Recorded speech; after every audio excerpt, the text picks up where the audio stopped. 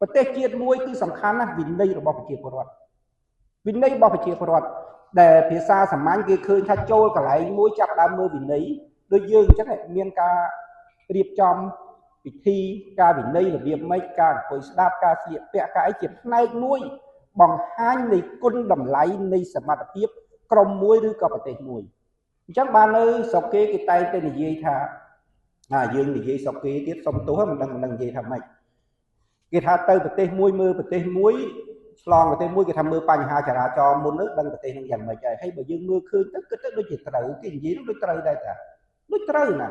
ព្រោះវាអីព្រោះវាជាសាធារណៈមើលជាចំហកាលណាចំហជាសាធារណៈគេមើលស្រួលឃើញអារឿងកវិចកវៀនកលិចកឡុកទោះអត់ឃើញវាអត់ទៅខុសគ្នាអីទេអត់ទៅខុសគ្នាអីទេដូចគេនិយាយថាដើម្បីទៅរកកូនកំមុំគេកូនកន្លោះទៅដឹងកូនកំមុំគេទៅមើលចក្រានទៅមើលចក្រានទៅមិនបាច់ចូលដល់បន្ទប់ដេកឃើញចក្រានមិនបន្ទប់ដេកអញ្ចឹងហើយវាជាចំណុចតូចទេប៉ុន្តែដូចយើងពិបាកនឹងធ្វើដែលពិបាកខ្ញុំនឹងធ្វើហ្នឹងខ្ញុំថាជាអត្តចរិតរបស់ជនជាតិយើងទាំងអស់គ្នាដឹងបណ្ដោះបណ្ដាលអាភាពអាងនៅក្នុងខ្លួនភាពអាងនៅក្នុងខ្លួនភាពកក្លឿនដល់ពេលអញ្ចឹងការទាញរបត់ក្នុងការយល់ដឹងមកការអនុវត្តច្បាប់ខ្ញុំឃើញថាវាមានការលំបាក